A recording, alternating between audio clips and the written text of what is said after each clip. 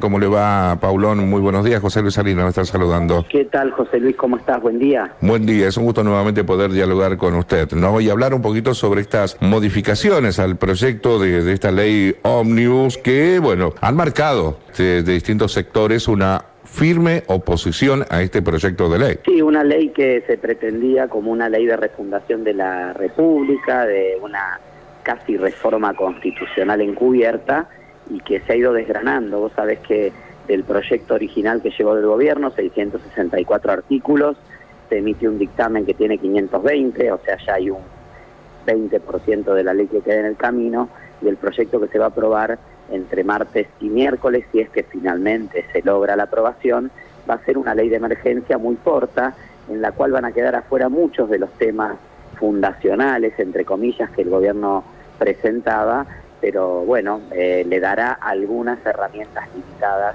al gobierno para poder encauzar algunas cuestiones de la economía. Esto debió haber sido pensado originalmente como una ley de emergencia, como han tenido otros gobiernos, haber tenido un trámite parlamentario normal en los tiempos habituales del Congreso, y la verdad es que se planteó muy a los empujones, como es todo en este gobierno, en el medio amenazas, aprietes, denuncias, que si somos coimeros, si somos idiotas útiles, si el Congreso no trabaja, si a los gobernadores ya les van a recortar las partidas, si están viendo qué le recortan si no se aprueba.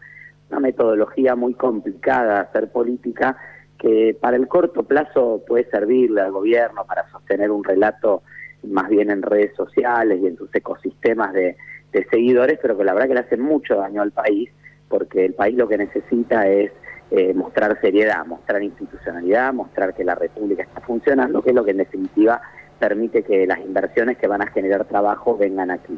Claro. Y a contrario de eso, el gobierno pretende hacer un ajuste fiscal para llegar al equilibrio. Nosotros creemos que es importante el equilibrio, no es necesariamente un objetivo por el cual hay que dar la vida, pero sí ir convergiendo hacia el equilibrio fiscal en un país que viene con mucho tiempo, muchos años, décadas te diría, de déficit. Ahora, ¿eso a costa de quién? Porque finalmente hay dos grandes bolsas de dinero donde el gobierno manotea. Uno, las provincias, ¿no? A través de la generalización de las retenciones que no se coparticipan, o sea, son menos recursos para las provincias.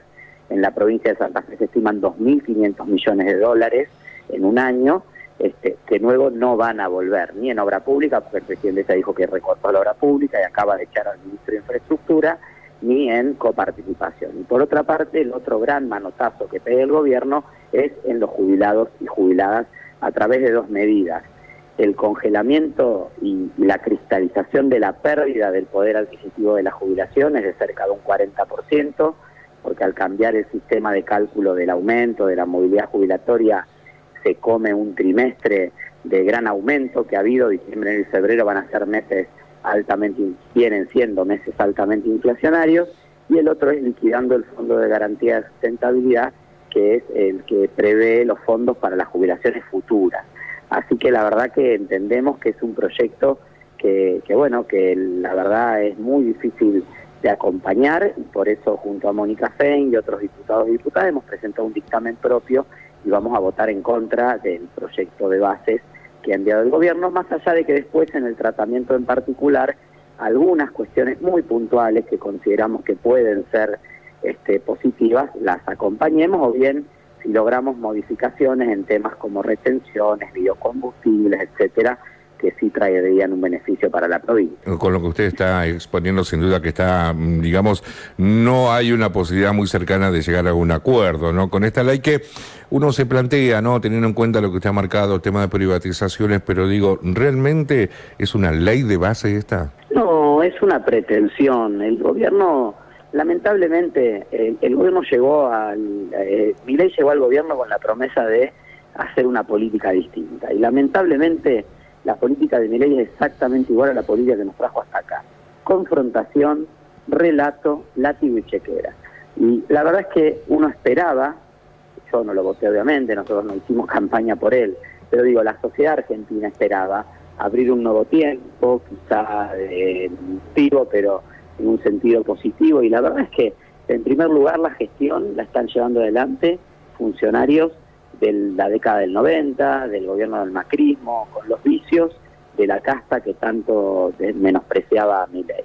Segundo lugar, ese relato del liberalismo, el libertarismo, la república, que se llevan puesto porque Alberdi, que es ese prócer que todos celebramos y recordamos, y que es el padre de nuestra Constitución, el padre ideológico de nuestra Constitución, pensó una nación republicana, representativa y federal.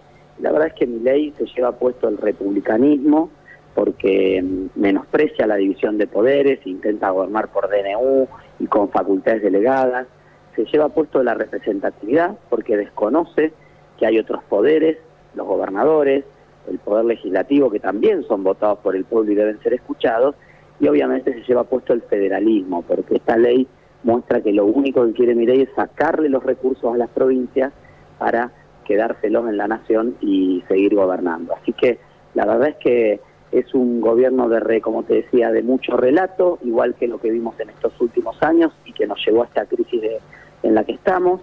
Hay mucho chantaje, mucho apriete, mucho látigo, mucha chequera y poco diálogo y poco consenso, que es lo que necesitaría Argentina, que está atravesando un momento muy delicado. Sabes que diciembre fue un mes muy malo, de un enorme crecimiento del déficit, de una altísima emisión monetaria, de un parate de la actividad económica, eso en el marco de una inflación de más de 25%, que se va a ir repitiendo seguramente entre enero y febrero, y ahora también con el ajustazo de las tarifas de luz, gas, transporte, etcétera. Así que vienen meses muy difíciles como para andar haciendo política a los gritos, chicaneando y confrontando. Bueno, sin duda que este debate que ha generado este proyecto, como así también, ¿no? El DNU ha marcado, ¿no? Y es un mensaje claro al gobierno de que no todo el pueblo argentino lo ha votado, ¿no? Al gobierno de Javier Milei.